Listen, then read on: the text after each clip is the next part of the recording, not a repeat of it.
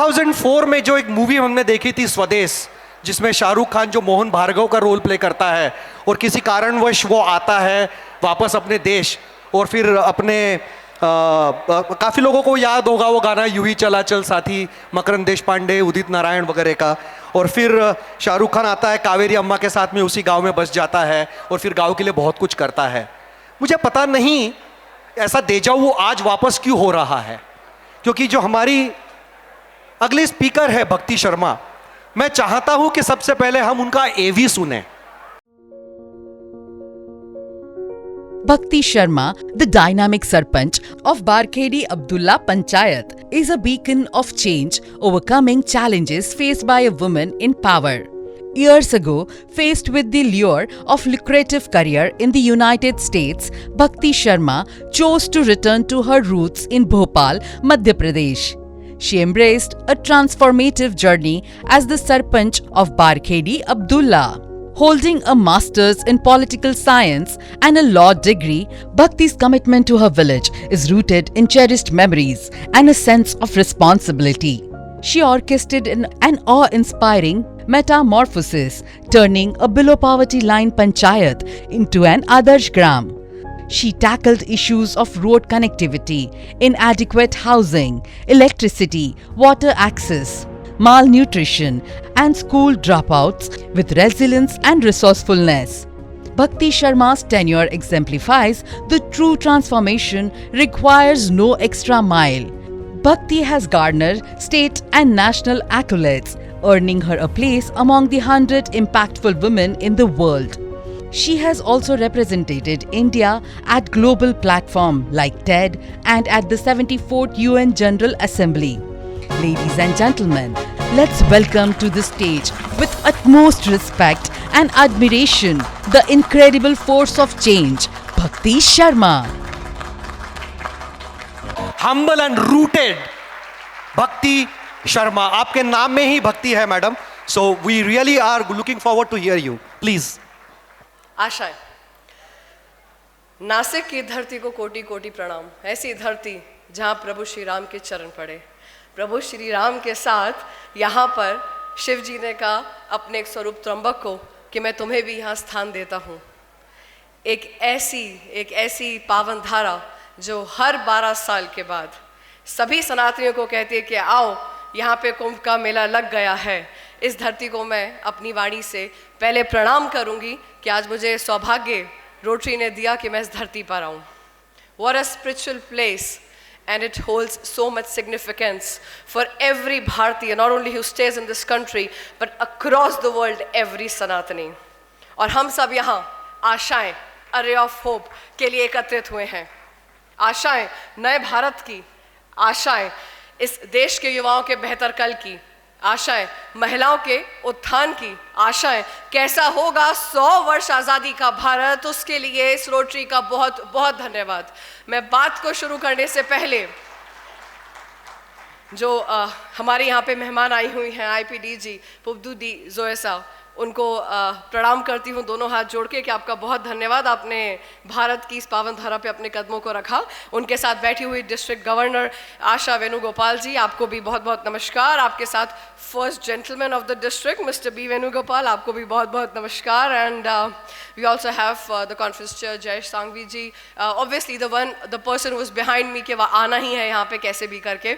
And 4 महीने से back to back calls and everything के you don't have to miss this session. वहाँ हम मध्य प्रदेश के इलेक्शंस में बिजी हैं, यहाँ पे ये बुला रहे हैं। So I was finally very happy and overwhelmed that yes, I'm going to come for this session. And to all the dignitaries over here, to all the Rotarians, आप सबको भोपाल की धरती से बहुत बहुत नमस्कार and thank you so much again. आशाएं कब आती हैं?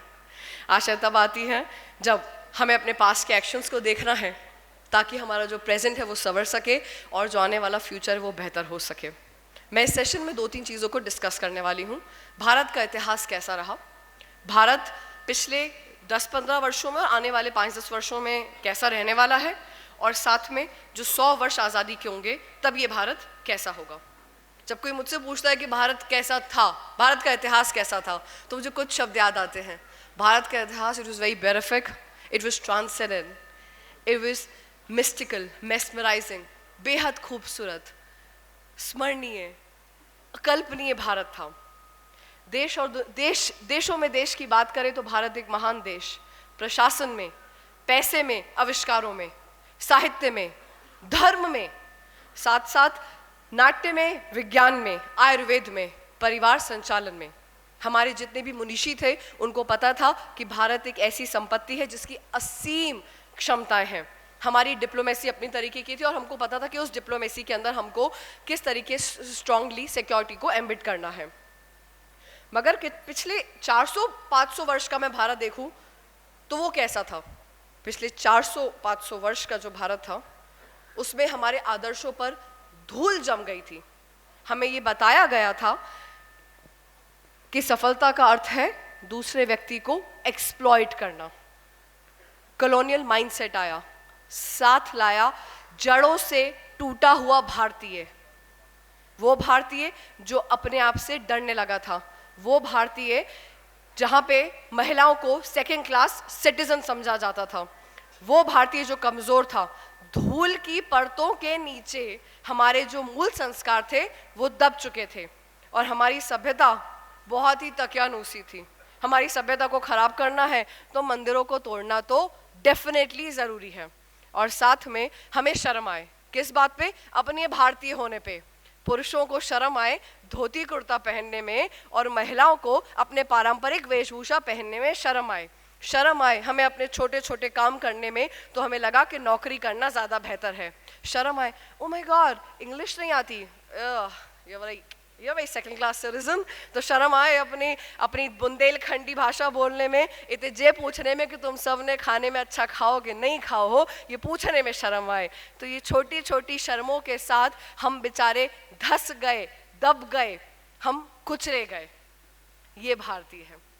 और इसके साथ साथ औपनिवेशिक तौर से हमारे अंदर हीन भावना विकसित हुई। मगर ये धरती बहुत मज़ेदार धरती है, क्योंकि यहाँ हर 20-20, 25-25 साल में ऐसे क्रांतिकारियों ने जन्म लिया है जिनका कोई जवाब नहीं। मैं बात करूँ आपके इस नासिक के नीचे यहाँ पे थोड़ा जाते हैं तो यहाँ नायिका देवी ने जन्म लिया था। ये वो नायिका देवी है जो यहाँ की राजकुमारी थी, गुजरात में जाके महारानी बनती है, अस्त्र शस्त्र में निपुण होती है और उसके बाद मोहम्मद गौरी को वहाँ से खदेड़ देती है। ये वहाँ की धरती है।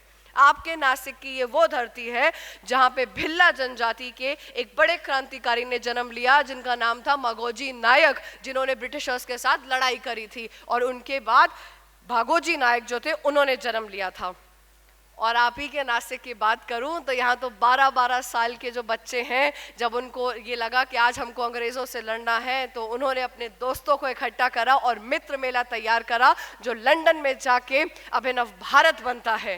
ये धरती है विनायक दामोदर सावरकर जी की, जिनको मैं इसी मन से प्रणाम करती हूँ।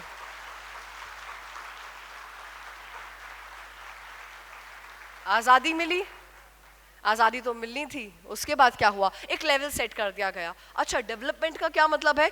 डेवलपमेंट का मतलब है चमचमाती सड़कें होना चाहिए, 15 मिनट में पिज्ज़ा की delivery, oh it's very compulsory, बिल्कुल होनी चाहिए। जीडीपी की बात करी गई, पर कैपिटा की बात करी गई, मगर किसकी बात नहीं करी गई?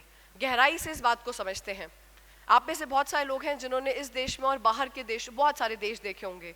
आपने क्या इस चीज़ को नोटिस करा कि विकास के बहुत सारे टापू बन चुके हैं?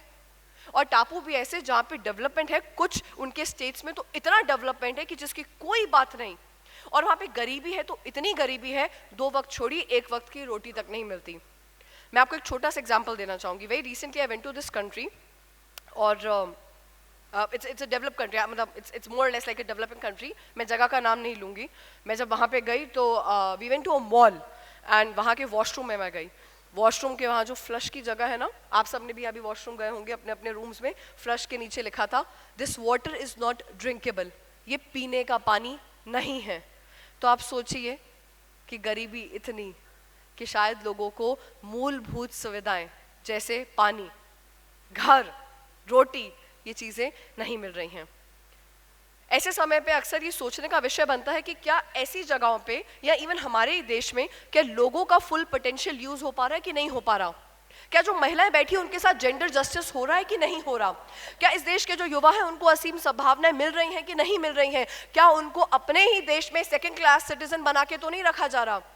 क्योंकि इन सब बातों के जब जवाब नहीं मिलते तो क्या होता है, हमारे देश का बच्चा कहता है oh this nothing in this country and grass is always greener on the other side, वापस जाया जाए। वो कहाँ जाते हैं, वो डेवलप कंट्रीज की तरफ अपना मुख मोड़ते हैं, वो सुंदर सुंदर एयरलाइंस में बैठ के जाते हैं और फिर हमारे यहाँ से इकोनॉमिक ड्रेन होता है, हमारे यहाँ से ब्रेन ड्रेन होता है।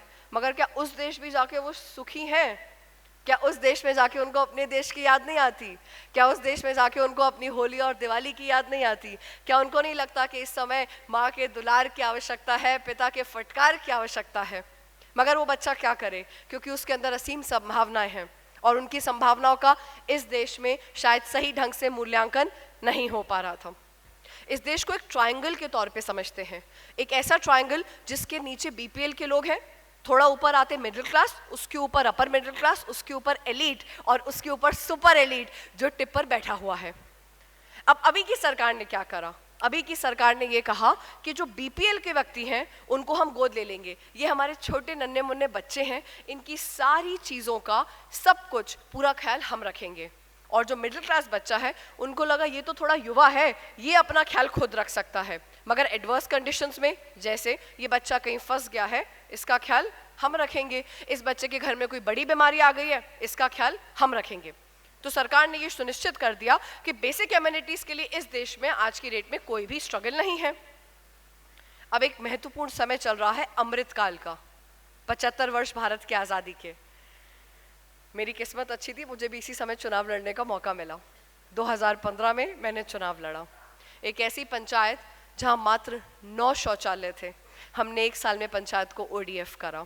एक ऐसी पंचायत जहां एक भी सड़क नहीं थी, 4.25 करोड़ की सड़कें हमने अपने 5 साल के कार्यकाल में इस पंचायत ने बनाई। एक ऐसी पंचायत जहां चेक डैम्स नहीं थे, स्टॉप डैम्स नहीं थे, हमने ऐसे 5-6 बनाए। एक ऐसी पंचायत जहां पे कम्युनिटी हॉल के नाम पे कुछ भी नहीं था, हमने 3 कम्युनिटी हॉल्स अपनी पंचायत में 5 साल में बनाए। चाहे आयुष्मान भारत कार्ड हो, चाहे पेंशन की योजना हो, चाहे 65% घरों को 5 साल के अंदर कंप्लीट करना हो, ये सब चीज़ें कुल मिला के 15-18 करोड़ का काम तो वैसे ही कर दिया। और पंचायत से जैसे जैसे विदा लेने लगे एक पीएचई से सिग्नेचर भी करवा लिया और पंचायत के अंदर अभी एक 10 करोड़ की नहर को सैंक्शन भी करवाया था। एक ऐसी पंचायत जहाँ मुझे लगा कि नहीं, महिलाओं के बारे में सोचना है। महिलाएं ऐसी कि घूंघट पहने, अब हम कहें कि आओ इते भाई आके कुछ सीख लो, स्किल डेवलपमेंट के नाम पे सरकार से ट्रेनिंग लेकर आ गए हैं। अरे नहीं, क्या करेंगे इते आके? हमने कहा क्यों नहीं, तो धीरे धीरे करके महिलाओं के अंदर कॉन्फिडेंस बिल्ड करा कि नहीं आपको सीखना चाहिए, और कुल मिला के 50 से ज़्यादा महिलाओं को स्किल डेवलपमेंट करवाया।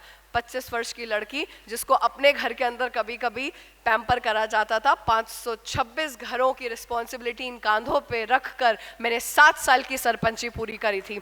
एक ऐसी पंचायत, मैं आज डंके की चोट पे कह सकती हूँ कि 7 साल के अंदर महिला उत्पीड़न का एक भी केस वहाँ सामने नहीं आया, ना ही डोमेस्टिक वायलेंस का आया। एक महिला हो कि मेरे लिए शर्म की बात होगी अगर वहाँ पे कोई भी लड़की की इच्छाएं अगर पूरी ना हो पाए। तो ये छोटी छोटी चीज़ें थी जो हमने अपनी पंचायत के अंदर करी। मुझे इस बात का एक और एहसास हुआ, संतोष क्या है। हमको लगता है अरे यार नहीं, आज अगर मैं मेबैक में बैठ जाऊंगा तो संतोष होगा, 4 लाख का हर्मेस का बैग नहीं पकड़ा तो मार्केट में क्या वैल्यू रहेगी, और 4 कैरेट का सॉलिटेयर तो बहुत इंपॉर्टेंट है। तो किसी को सेटिस्फैक्शन मिलता है लुई विटॉन में, किसी को मिलता है फेरागामो की बेल्ट में, किसी को मिलता है हर्मेस में, किसी को रैल्फ लॉरेन में मिलता होगा, अच्छी बात है। मगर मुझे संतोष तब मिलता था जब मैं अपने गांव के अंदर एक गेड़ा काटने के लिए जाती थी और 80 साल की बुजुर्ग महिला जो अपने घर को गोबर से लीप रही होती थी, मुझे देखते ही वो अपने हाथों को अपने उसी चुन्नी से पोंछकर उसके वो फटे हुए हाथों से मेरे गालों को ऐसे सहलाती थी, मेरे माथे को चूम के मुझसे कहती थी, भक्ति तुम्हारी वजह से आज मेरे घर का रोटी जो है मैंने खाई है। मैंने कुछ नहीं किया, मेरा क्या काम था? मेरा काम था सरकार की पेंशन आई उसको देना है, उसके लिए घर मुहैया हुआ है, मेरा काम है उसको देना है। हमने अपनी पंचायत में we were zero tolerant when it came to corruption. ना मेरे सेक्रेटरी ने, ना मेरे ग्राम सचिव ने, मेरी पंचायत के उप सरपंच ने, मेरे 17 जो वार्ड के मेंबर्स थे, किसी ने भी वहाँ करप्शन नहीं करा। Because we were very sure कि हमको क्या करना है, हमको सिर्फ एक चीज़ करनी है। Always believe who is a sarpanch, who is an MLA, an MP और a mayor, this just one thing, that person is like a mediator. सरकार की योजना आई, लोगों तक मुहैया करवाओ, सरकार की ये योजना आती है, लोगों तक मुहैया करवाओ। हमने ये छोटी छोटी चीजें कर कर ही 15 करोड़ के काम अपनी पंचायत में यूं ही कर डाले, जो आज हम देखते हैं तो हमें लगता है कि that we have come a long way. जब मेरा बहुत धीरे वो एवी चल रहा था, मैं देख रही थी यार ये सड़क कौन सी है जो बड़ी इन्होंने स्टाइल से बना दी, फिर मुझे लगा ये तो इन्होंने अपनी सड़क बनाई है, that is not my road. Okay, so जब मतलब मैं सरपंची कंप्लीट करी, so that was actually not my road. और मुझे लगता है संतोष इसलिए भी इंपॉर्टेंट है क्योंकि गीता में भी तो कहते हैं कर्मयोग, कर्मयोग क्या है, अपने कर्तव्य करते रहो। ये शरीर अगर बाकी लोगों के काम आएगा तो मुझे लगता है उससे बेहतर कुछ भी नहीं है। अब एक बहुत महत्वपूर्ण समय इस देश के लिए चल रहा है। 25 वर्ष जो आने वाला समय है वो है 75 से 100 देश की आज़ादी का वर्ष। अब इसके अंदर अनमूलन तौर पे आप और मैं क्या सोचते हैं सरकार के लिए, ये बड़ा विषय है। हम अपने आप को आने वाले समय में विकसित करना चाहते हैं। अब विकसित क्या है, विकसित की परिभाषा क्या है? क्या वही है जो थोड़ी देर पहले मैंने जीडीपी कही, पर कैपिटा कही? होगी, मगर मेरे लिए विकसित ये है जब आप जैसा हर एक नागरिक, मुझ जैसी हर एक नागरिक इस देश की एक एसेट बन जाए। और इस बात को इन सरकारों ने समझा है। मेरा परिवार अमेरिका में रहता है। 30 साल पहले जब मेरा चाचा जी आया करते थे, थोड़ा आउट ऑफ द बॉक्स है बट इम्पॉर्टेंट है, तो आते थे, क्या कहते थे, अरे यार अमेरिका के अंदर तो अगर एक भी सिटीजन पूरी दुनिया में कहीं पे भी होगा ना तो अमेरिका की पूरी जो पावर है वो ताकत झोंक देगी अपनी सरकार और अपने सिटीजन को लेकर आ जाएगी। आज जब चाचा आता ना तो मैं हंस के ऐसे देख रही होती हूँ। मैं कहती हूँ, do you know about operation Ajay, operation Kaveri, operation Ganga, operation संकट मोचन और नॉट, और ऑपरेशन मैत्री? 5000 भारतीय सूडान में फंसे थे, सरकार ऐसे उठा के लेकर आई। 20,000 यूक्रेन में फंसे थे, सरकार ऐसे उठा के लेकर आई। मैं डंके की चोट पे ये बात इस मंच से खड़े होकर कह सकती हूँ कि पूरे विश्व में एक भी भारतीय नागरिक कहीं फंसा होगा तो मोदी जी और जयशंकर जी उसको उठा कर लेकर आएंगे। ये दमदारी आज हमारी है। आज इनको समझ में आया है कि we are the assets, you and me and everybody. ये जो 140 करोड़ भारत के अंदर बैठे हैं, ये आज इस देश का एसेट है।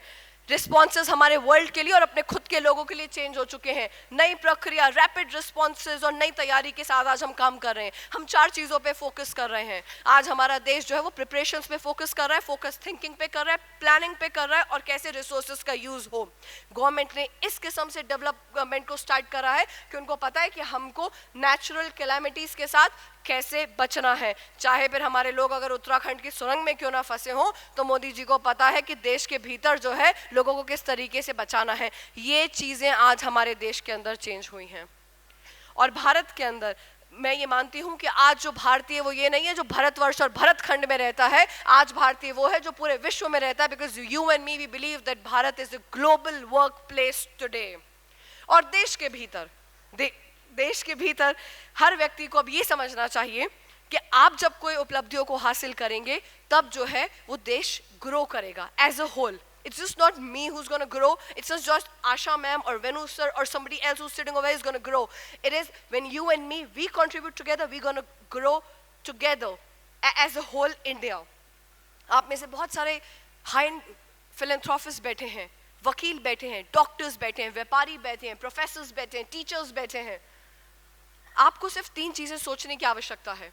पहला, जो काम आप कर रहे हैं उसको आप किस लेवल पे पहुंचा सकते हैं, वो आने वाले समय में कैसा दिखता है, पहला। दूसरा, जिस चीज आप पर्सनली आप किस हद तक तप सकते हैं कि आप सोना बन जाएं, आप किन मूल संस्कारों के साथ कॉम्प्रोमाइज करेंगे कि नहीं करेंगे, आपकी रीढ़ की हड्डी जो है वो कितनी मजबूत है, सच बोलेंगे, झूठ नहीं बोलेंगे, भ्रष्टाचार करेंगे कि नहीं करेंगे, किसी का दिल दुखाएंगे कि नहीं दुखाएंगे, किसी का भरोसा तोड़ेंगे कि नहीं तोड़ेंगे। ये दूसरा। और तीसरा, हमें ये देखना है इस समय कि सरकार किस दिशा में जा रही है, सरकार क्या अचीव करना चाहती है, सरकार के टारगेट्स क्या हैं। कल का न्यूज़पेपर आप में से किसी ने पढ़ा हो, ग्लोबल टाइम्स चाइना का, चाइना जो हमारा सबसे बड़ा हमारा क्रिटिक रहा है। कल आपको पता है वहाँ पे उसकी डोंग ने क्या लिखा, ही रोट कि आने वाले पिछले 10 सालों में भारत ने जिस तरीके से अपनी फॉरेन पॉलिसी को चेंज करा है, this is never happened in any country across the world in past 150 years, let me tell you. And above all, you know what did he wrote? He also spoke in this whole multipolar world, there's one unipolar country coming up and that is India. This is what they wrote. यहाँ की media तो गोदी media हो सकती है, China वालों को थोड़ा ना हम खरीद लेंगे जाके, समझने की बात है। मगर अब सरकार को जब ये पता है कौन इंपॉर्टेंट है, आप और मैं नागरिक, तो आप और मैं क्या बनाने वाले हैं? आप और मैं we are going to work on the idea of new India. तो न्यू इंडिया के बाहर के रिस्पॉन्सेज मैंने आपको बता ही दिए हैं।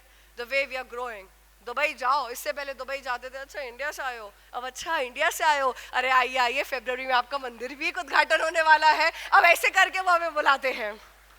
आप देखते हो किस तरीके से, मतलब जब हमारे जयशंकर जी जाके पुतिन के साथ बैठते हैं, oh say my hello also to Narendra Modi, that's what, this is the rapid responses that have changed. तो देश के बाहर we know what is going, देश के अंदर डंके की चोट पे सब पता है गुजराती महाराष्ट्रियंस को क्या चल रहा है क्या नहीं चल रहा। तीसरा इंपॉर्टेंट है, ये महत्वपूर्ण चीज है देश के अंदर, एक चीज है, वो है हमारे मूल संस्कार। हमारे मूल संस्कारों में क्या है? हमारे मूल संस्कारों में है कि हम एक दूसरे पे भरोसा करना है, हमको आत्मनिर्भर रहना है, हमको शोषण नहीं करना, हमको सबके साथ समरसता के भाव में रहना है। और इससे इंपॉर्टेंट है हमारे मूल संस्कारों में महिला उत्थान। 500, 600, 800 सालों में दबी कुचली नकाबों के पीछे छुपी हुई महिलाएं 2028 में 33% लेके जब संसद में बैठी होंगी, तब सब यहाँ पे दहाड़ेंगे कि देखो ये हमारे देश की महिला पावर है। मुझे लगता है इस बात पे तो महिलाओं को जोरदार ताली बजानी चाहिए, नहीं? और ये पुरुष आपको यहाँ सपोर्ट कर रहा है, ये इंपॉर्टेंट है। Today, women are not just getting a seat at the table, but you know what something? आज वो जो कह रही हैं वो हो रहा है। महिलाओं के प्रॉपर्टी राइट्स मिल रहे हैं, महिलाओं को उनका हक मिल रहा है, महिलाओं के नाम पे ज़मीनें हो रही हैं। रजिस्ट्री में पैसा कम लगता है तो दादा भी कहता है पोती हो जाएगी तो पोती के नाम पे मैं ज़मीन कर दूंगा, और पिता कहता है कि नहीं शादी हो जाए मगर एक घर तो मैं लड़की के नाम पे ज़रूर बनाऊंगा। To all those fathers, thank you so much, and I believe कि ऐसे फादर्स के लिए एक बार जोरदार तालियां होनी चाहिए जो अपने लड़कियों को विंग्स देते हैं। हमारे मूल संस्कारों में एक और बहुत इंपॉर्टेंट चीज़ है जिसके बारे में प्रभु जी ने यहाँ पे गौरांग दास जी ने भी विषय रखा, हमारा परिवार संचालन। Let me tell you something very clearly. The Western countries will never ever want you to be a part of the family system. उनको तो आप वही पसंद हो कि एक BHK में हमारे जो बच्चे हैं वो अपना प्रेजेंट जिए और बहुत सारा जो क्या कहते हैं पैसा लोन्स पे ले लेके। वो कभी नहीं चाहेंगे इस फैमिली वैल्यू सिस्टम को समझना। उन्हें पता है कि एक व्यक्ति को तोड़ना आसान होता है। बहुत छोटा सा एग्जाम्पल देती हूँ। मेरा भाई अभी US से वापस आया है 2 महीने पहले, 14 साल रह के। बहुत पर्सनल केस है इसलिए इम्पॉर्टेंट है। जब वो वहाँ पे था मैंने कहा क्यों भैया क्या हो गया? कहता है हेल्थ आजकल ठीक नहीं है। मैंने कहा क्यों? कहता है मुझे ऐसा लग रहा है मेरी शुगर जो है वो बढ़ रही है। मैंने कहा कब बढ़ती है? कहता है खाना खाने के बाद। मैंने कहा भाई खाना खाने के बाद तो सबकी शुगर बढ़ती, मेरी क्या तेरी भी बढ़ती है। वो वहाँ गया तो मुझे एक समय याद है कि जब 130 वाज द नॉर्मल रेट, फिर 120 आया, 110 और अब 100 आने लगा है। सो ही टोल्ड मी, कहता है यार मेरी शुगर जो है वो 90 रहती है तो वो डॉक्टर्स कहने लग जाते हैं ओ इट इज़ अबव। मैंने कहा भाई तो तू 40-50 चाहता है क्या? Tell me something what is there. So मुझे ये समझ में आया मेडिसिन आपके अंदर डाल के, फैमिली से सेक्लूट करके, वो जो आजकल ट्रेंड चल पड़ा है ना जेनजी वाला कि वो ही और शी नहीं कहलाएगा, दे कहलाएगा। समझ में नहीं आता। आपका बच्चा बुरा मान जाएगा अगर आपने उसको ही और शी कह दिया। उसको 12 साल का समय दो ये डिसाइड करने के लिए वो ही और वो शी है। क्या ये परिवार संचालन है? या ये परिवार संचालन है कि आप और मैं जिस देश से आते हैं यहाँ पे जो लड़कियाँ होती हैं ना, हमारे पंजाबी में कहते हैं सांझा खाता होती है। लड़की किसी एक बाप की नहीं होती, लड़की पूरे परिवार की होती है। और मैं मध्य प्रदेश से आती हूँ, हमारे यहाँ तो एक लड़की जो है वो पूरे गाँव की लड़की कहलाई जाती है। वो क्यों चाहेंगे ये आपका फैमिली सिस्टम जो है ये बना रहे? वो तो आपको तोड़ेंगे, निचोड़ेंगे कस के जब तक आपका खून नहीं निकाल लेना, क्योंकि उनको पैसा इंपॉर्टेंट है। तो इस फैमिली सिस्टम को मत जाने दीजिए। मुझे लगता है पूरे भारत को कहीं से सीखना चाहिए तो गुजरात और महाराष्ट्र से सीखना चाहिए कि जिस तरीके से जब आप लोग डांडिया में जाते हैं तो घर की सबसे बड़ी से लेके सबसे छोटी जो हमारी बेटियां हैं वो वहाँ जाके खेलती हैं डांडिया। सीखना चाहिए महाराष्ट्र से। ये छोटी छोटी चीज़ें हैं जो कल्चर के अंदर एम्बेडेड हैं और कोई नहीं चाहेगा कि आपका ये कल्चर बना रहे, क्योंकि हमारे कल्चर में तो बेटा जैसे ही थोड़ा दुखी होता है तो पिता से भले ही थोड़ा डरेगा, चाचा कहेगा चल क्या हो गया अपना के डिस्कशन कर ले। तो बच्चे के अंदर वो जो डिप्रेशन की फीलिंग है, वो सुसाइडल सोच है, वो वहीं चाचा जी जो है वो ख़त्म कर देते हैं। बची कुची बड़े भाई ख़त्म कर देंगे, मामा के घर जाएंगे, मोटे होके आएंगे तो बाकी सारा प्यार मामा और मौसियाँ दे देती हैं। They will never want this kind of a culture where you treat a girl coming from Madhya Pradesh over here like your own daughter. You don't get this culture in states, let me tell you. So this is something कि हमारे मूल संस्कारों में है. और सबसे महत्वपूर्ण चीज हमारे मूल संस्कारों में हमारा business sense है. Yes, if they're all the young boys and my handsome brothers over here and my beautiful sisters, let me tell you something. Don't go for jobs. No, not at all. Jobs are not meant for you. तुम लोगों के अंदर भारतीय खून दौड़ता है और business sense आपके इन रगों के अंदर है. To all the fathers sitting out over here, आपके अंदर की जो वो व्यवसायिक बुद्धि है ना, ये अपने बच्चों को देना शुरू करिए. And to all the kids, you'll only get it once. Confidence की, आपको अपने फादर के भरोसा दिलाना पड़ेगा कि वो आप पे भरोसा कर सकते हैं. वो आप पे भरोसा कर लेंगे तो मम्मी आपको बचत भी सिखा देगी और पिता अपनी जो व्यवसायिक बुद्धि है वो आपके अंदर डाल देंगे. इतनी कंट्रीज घूमने के बाद मुझे एक चीज का एहसास हुआ है that India is equal to opportunities. और भारत जब जब अपने चरम पर पहुंचा है तब तब उद्यमिता भी भारत के चरम पर थी. And there's nothing wrong to understand what are the different aspects where you can actually work, whether that's startup, whether that is entrepreneurship. बहुत सारे समाज हमारे देश में ऐसे हैं जो कहते हैं कि मैं अपने समाज वाले को काम करने अपने साथ नहीं दूंगा. वो कहते हैं भाई तेरा और मेरी बुद्धि एक है, तू मुझसे पैसा ले, कंट्रीब्यूट कर, काम कर, जब तू पैसा ज़्यादा कमा लेगा तब मुझे पैसा वापस आके देना. ये सोच है जो हमारे भारतीयों की थी जो अब नष्ट कर दी गई है. और जितने भी यंगस्टर्स यहाँ बैठे हैं क्या करना है यार, एक प्रोफेशनल डेवलपमेंट प्लान ही तो बनाना है. लैटरल मूव्स पे काम करना है, पर्सनालिटी डेवलपमेंट पे काम करना है, सेल्फ ब्रांडिंग करनी है, स्वॉट एनालिसिस करना है. उसके बाद समझ में आएगा. रिमोट एरियाज में काम करो ना जाके. कौन कह रहा है शहरों में रहो? जब तक आप सबके पैरों के अंदर ना 3-3, 2-2 फीट के अंदर जब तक कीचड़ में नहीं जाओगे तो इस देश को कहाँ से समझोगे. और इस देश की मिट्टी को भैया नेगेटिव मत कहना. मैंने अपने पिताजी से बहुत पहले पूछा था, मैंने कहा पापा धूल और मिट्टी पे कुछ बात बताओ. कहते हैं धूल और मिट्टी में फर्क होता है. धूल वो होती है जो कपड़ों को गंदा करती है, मिट्टी वो होती है जिससे अनाज पैदा होता है, वही जो आप थोड़ी देर अपने लंच में जाके खाने वाले हैं. ये फर्क आपको सिर्फ एक किसान की बेटी, किसान की बहन और किसान की पोती बता सकती है. मुझे लगता है कि हमारे परिवार के बच्चों को अब फक्र होना चाहिए कि वो भारतीय हैं. इस बात से फक्र होना चाहिए कि उनकी जो नस्लें हैं, जो उनके फोरफादर्स हैं, जो उनकी ग्रेट ग्रैंडफादर्स हैं, वो ग्रामीण क्षेत्रों से आए हैं. ये फीलिंग उनके अंदर आनी चाहिए. फीलिंग आएगी तो वहाँ के काम करेंगे. या टेल मी समथिंग, कितनी अपॉर्चुनिटीज़ हैं. अगर हम बस गांव के अंदर चलते हैं और हम ये देखते हैं कि क्या है. सबसे पहले ज़मीन पे बात करते हैं. ट्रेडिशनल खेती खत्म हो चुकी है. From poly houses to fishy culture to floriculture, there are ample opportunities, tens and thousands of things that you can do when it comes to the land over there. लोगों की अवेलेबिलिटी है, सरकार पैसा धड़ल्ले से मुहैया करवा रही है, तो क्यों ना इसके ऊपर काम करा जाए. क्यों ना आपके आर्टिफिशियल इंटेलिजेंस के जितने भी सेंटर्स और हब्स हैं वो ग्रामीण क्षेत्रों में खोले जाएं. स्कूल्स का कोटा यहाँ पूरा हो गया. आप सारे वो हैं जो मर्सिडीज और आउडी में बैठते हैं मगर रहना अपने को ग्रेप काउंटी में, क्योंकि कमरे में से बाहर जब तक वो लेक नहीं दिखेगी उसका मजा नहीं आएगा.